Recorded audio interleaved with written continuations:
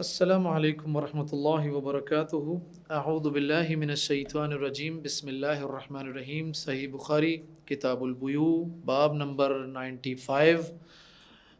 اس میں امام بخاری رحمہ اللہ بڑا ایک زبردست قاعدہ بیان کر رہے ہیں۔ تبویب بڑی کمال کی ہے جی۔ آئیے ذرا پہلے تبویب کو سن لیتے ہیں، پھر ہم اس تبویب سے کیا اخذ کر رہے ہیں اور ہمارے مختلف مشائخ نے اس پر کیا فوائد تحریر کیے ہیں، وہ بھی میں آج آپ کو پڑھ کر سناتا ہوں۔ باب من اجرى امر الامصار على ما يتعارفون بينهم في البيوع والاجارة والكيل والوزن وسننهم على نياتهم ومذاهبهم المشهورة۔ خرید و فروخت، اجارہ، ناپ تول کے حوالے سے لوگوں کے کسی بھی معاشرے کے عرف، وہاں کے رسم و رواج اور ان کی نیتیں اور ان کے جو مشہور طریقے ہیں اس کے مطابق حکم دیا جائے گا۔ اصول فقہ میں ایک ٹاپک ہے عرف کا، کون سا عرف جو ہے وہ معتبر ہے۔ پورے اس ٹاپک کا خلاصہ یہی ہے، عرف۔ دیکھیں، عرف کو سمجھنے کے لیے میرا ٹاپک عرف کا نہیں ہے، لیکن یہاں اس سے ریلیٹڈ جو بات کی جا رہی ہے میں صرف وہ آپ کے سامنے رکھنا چاہوں گا۔ اسلام نے عرف کے حوالے سے علی الاطلاق، یعنی جس کو ہم کہتے ہیں نا ایبسولوٹلی، مطلب پرمیشن نہیں دی ہے، بلکہ اس کی کنڈیشنلی پرمیشن دی ہے۔ ایسا نہیں ہے کہ میرے اور آپ کے معاشرے میں جو عرف سے مراد جو ایک ٹرینڈ چل رہا ہے، ایک عادت چل رہی ہے، ایک طریقہ جو چل رہا ہے، اس کو ہم شریعت کی روح سے تحفظ دے دیں۔ بالکل ایسے ہی جیسا کہ ہمارے ایک ساتھی تھے، وہ انہوں نے ایک حرام معاملے میں دلیل کیا دی، الاصل فی الاشیاء الاباحہ۔ بھائی چونکہ اس ایشو کا تعلق معاملات سے ہے تو معاملات میں اصل اجازت ہے، پہلے آپ اس کا حرام ہونا بیان کریں۔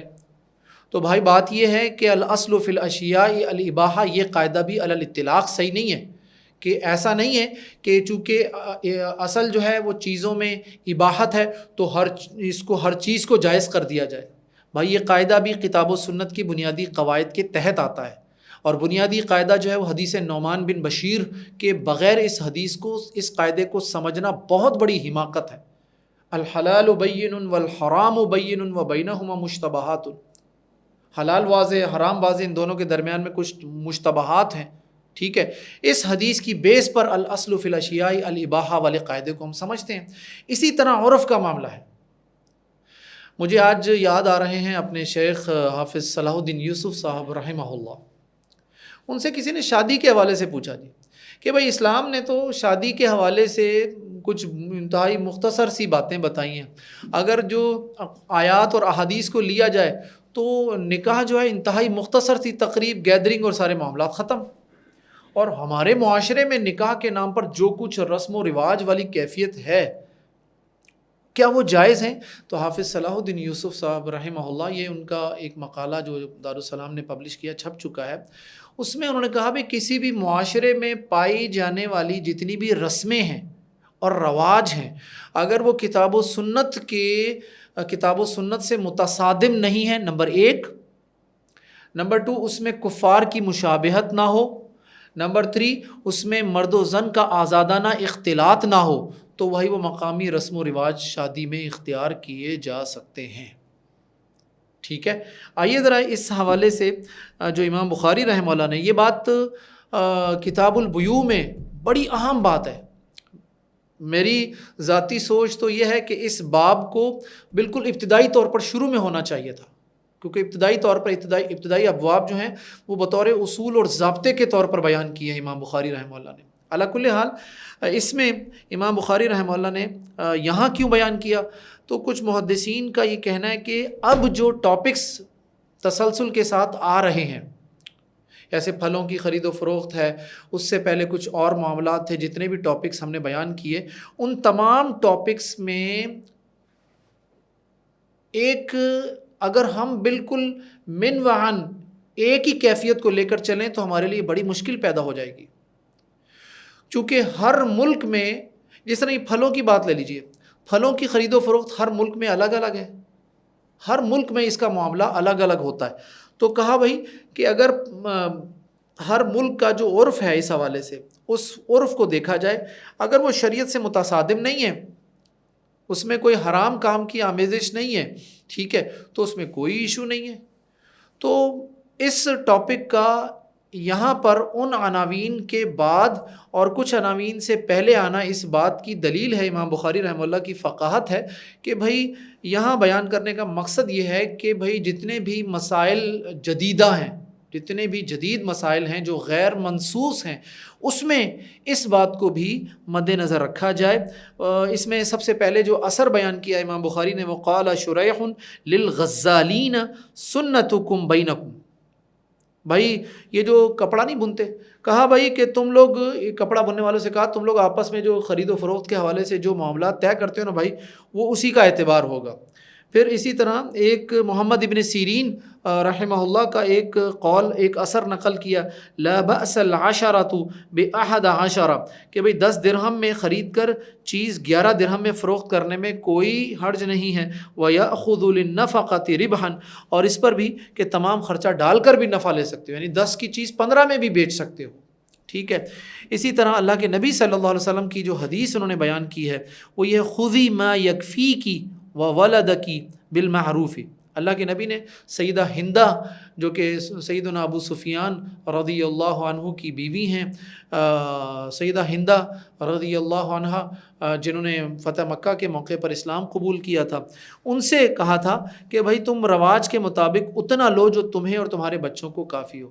انہوں نے کوئی شکایت کی تھی کہ ابو سفیان جو ہے نا وہ تھوڑے سے خرچ دینے میں بخیل ہیں، تو میں کیا مطلب لے سکتی ہوں ان کی جیب سے؟ تو اللہ کے نبی نے کہا خُذِی مَا يَكْفِيكِ، جو تمہاری ضرورت کے لیے کافی ہو وہ تم ان کی جیب سے لے سکتی ہو. وقال تعالی ومن كان فقيرا فليأكل بالمعروف. سورۃ النساء کی اس حوالے سے یہ آیت جو ہے فليأكل بالمعروف، یہ معروف جو طریقہ ہے یہ عرف پر دلالت کر رہا ہے، معاشرے کے رولز پر.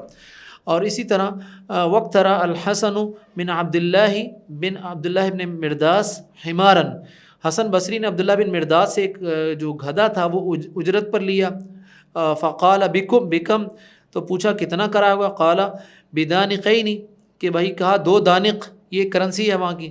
فرکبہ ثم جاء مرۃ اخرى، پھر ایک دفعہ سوار ہو گئے، پھر ایک دفعہ آئے. فقال الحمار، کہا گدھا لاؤ گدھا. فرکبہ ولم یشارطہ فبعث الیہ بنصف درہم، اور اس پر سوار ہو گئے، کوئی شرط ہے نہ کہ صرف اسے نصف درہم بطور اجرت دے دیا، بھیج دی. تو یہ وہاں کا عرف جو تھا نا اس پر عمل کر لیا مطلب ہے. تو معلوم یہ اس سے ہوتا ہے. اس پر حدیث جو ہے 2-3 حدیثیں جو ہیں امام بخاری رحمہ اللہ نے بیان کی ہیں. سب سے پہلی حدیث جو ہے وہ انس ابن مالک کی ہے، جس میں انہوں نے کہا ابو طیبہ نے اللہ کے نبی کو سینگی لگائی تو آپ نے اسے 1 صاع کھجور دینے کا حکم دیا، اور آپ نے اس کے مالکان سے کہا اس کے محصول سے یعنی کچھ کمی کر دیں. اسی طرح ایک حدیث جو ہے سیدہ عائشہ کی، تو وہ جو ابھی حدیث ہمیں بیان کر کے گئے ہیں کہ سیدہ ہندہ نے، جو سیدہ معاویہ کی والدہ بھی ہیں رضی اللہ عنہما، تو کہتی ہیں کہ اگر ابو سفیان بخیل ہیں، اگر میں ان کے مال سے کچھ پوشیدہ طور پہ لے لیا کروں تو مجھ پر گناہ تو نہیں ہوگا؟ تو آپ نے کہا دستور کے مطابق اتنا لے سکتے ہو جو تجھے اور تیرے بیٹوں کے لیے کافی ہو. تو اس میں جو دستور یہ بھی عرف کے مطابق آ رہا ہے. اسی طرح جو اگلی حدیث ہے وہ بھی سیدہ عائشہ کی ہے حدیث، جس میں اس آیت کے حوالے سے بات کی گئی ومن کان غنیا فلیستعفف ومن کان فقیرا فلیأکل بالمعروف. یتیموں کے سرپرست کے حوالے سے بات کی گئی ہے کہ بھائی وہ اپنے عرف، اپنی ضرورت، اپنے ملکی قانون اور دستور کے مطابق یتیم کے مال سے کچھ پیسے لے سکتا ہے جتنی اس کی ضرورت ہے. اگر اس کی ضرورت نہیں ہے تو وہ اس کو لینے کا مجاز وہ نہیں ہے. تو آئیے ذرا شیخ عبدالستار حماد حفظہ اللہ نے اس تبویب اور ان تینوں چاروں احادیث اور دونوں تینوں آثار کے بعد جو فائدہ لکھا ہے وہ بڑا قیمتی فائدہ ہے، وہ میں فائدہ آپ کو پڑھ کر سناتا ہوں. امام بخاری رحمہ اللہ نے اس عنوان اور پیش کردہ احادیث سے معاشرتی رواج کی اہمیت کو اجاگر کیا ہے کہ خرید و فروخت اور معاملات طے کرتے وقت ملکی دستور اور معاشرتی رواج کو ملحوظ رکھنا ہوگا، بشرط یہ ہے کہ وہ دستور یا رواج شریعت کے خلاف نہ ہو. بنیاد سمجھ میں آ گئی؟ مثلا اگر کسی ملک میں کوئی کرنسی رائج ہے تو خرید و فروخت کے وقت دوسری کرنسی کی شرط نہ لگانے کی صورت میں رائج الوقت کرنسی ہی مراد ہوگی. میں یہاں پر مطلب کہتا ہوں یہ چیز میں 2 لاکھ کی لوں گا، یہاں نہ روپے کی بات ہو رہی، نہ ڈالر کی، نہ پاؤنڈ کی، نہ ریال کی، کسی کی بات نہیں ہو رہی. کہا جی میں 2 لاکھ کی یہ چیز لوں گا.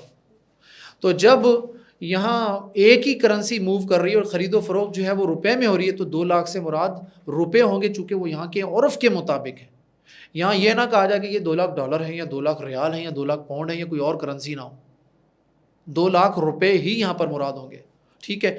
تو مقامی رسم و رواج کی خرید و فروخت کے حوالے سے اتنی اہمیت ہے کہ اگر وہ شریعت سے متصادم نہیں ہے اور اگر اس میں کوئی حرام پہلو نہیں پایا جا رہا یا کسی کفار میں سے کفار کی کسی مطلب عقائد کی کوئی مشابہت ایسی نہیں ہے، تو پھر اس کیفیت میں ہم اس عرف کو بھی اپنی خرید و فروخت میں استعمال کر سکتے ہیں.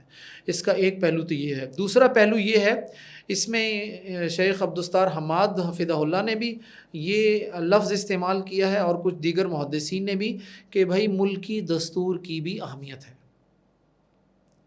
بھائی عرف، سب سے بڑا عرف کون سا ہے؟ سب سے بڑا عرف تو دستور ہے نا. تو پاکستان میں ہے تو پاکستانی آئین ہمارے لیے عرف بن جائے گا.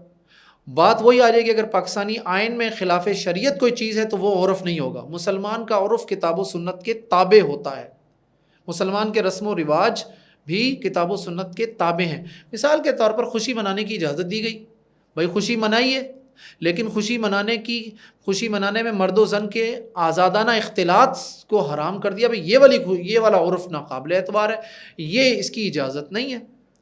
تو خرید و فروخت میں بھی ایسا ہی ہوگا. عرف کا اس اعتبار سے ہم اس کو ایک ویلیڈیٹی دیں گے. اسی پر اکتفا کرتے ہیں. السلام علیکم ورحمۃ اللہ وبرکاتہ.